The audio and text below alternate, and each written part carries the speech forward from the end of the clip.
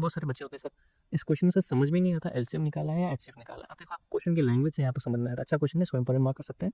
The largest number which divide से नहीं कह रहा है कोई ऐसा बड़ा नंबर है जो डिवाइड कर रहा है। अब सर यहाँ पे लार्जेस्ट भी कह रहा है, डिवाइड्स भी कह रहा है, तो सर यहाँ पे कंफ्यूजन क्रिएट होगा कि एलसीएम निकालना है एचसीएफ निकालना है। पर मैं आपको एक चीज़ बता देता हूँ कि आप इसको देखिए, ये क्या कह रहा है, कोई नंबर डिवाइड कर रहा है किसको, 70 और 125। तो एक यहाँ पे आपका पॉसिबिलिटी बनता है कि ये डिवाइड कर रहा है तो सर ये छोटा नंबर है, ठीक है। पर आप बोलोगे सर हमें कैसे पता बड़ा नंबर तो डिवाइड कर सकता है।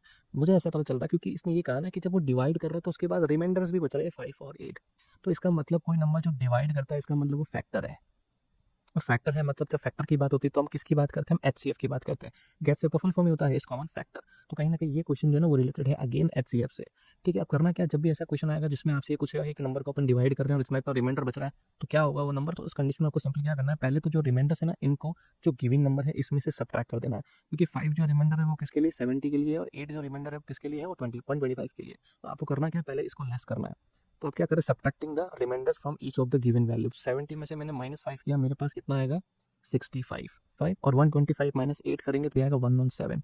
तो अब आपको करना क्या है, यहाँ पे आपको इन दोनों का बेसिकली क्या निकालना है, एचसीएफ निकालना है।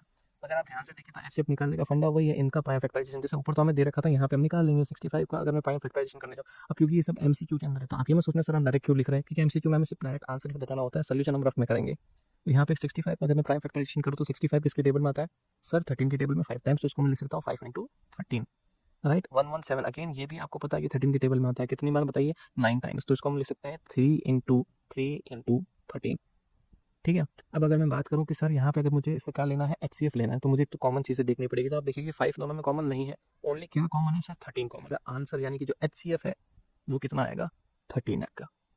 तो ये मेरा क्या बन गया आंसर, ऑप्शन ए 13। अगर आपने वहाँ पे क्वेश्चन समझने में गलती कर दी, एक चीज़ और मैं बता देता हूँ यहाँ पे गलती कहाँ होगी आपसे, अगर ये क्वेश्चन समझने में गलती कर दी, अगर आप नहीं पढ़ पाएंगे ऐसे में क्वेश्चन, आप वहाँ पे क्या कर देंगे, एलसीएम निकाल देंगे। अगर आप 70 और 125 एलसीएम निकालने जाएंगे तो वो भी आपका ऑप्शन यहाँ पे आपको दिख रहा होगा, जबकि आप वहाँ पे टिक कर कह देंगे, लेकिन ये आपका गलत हो जाएगा।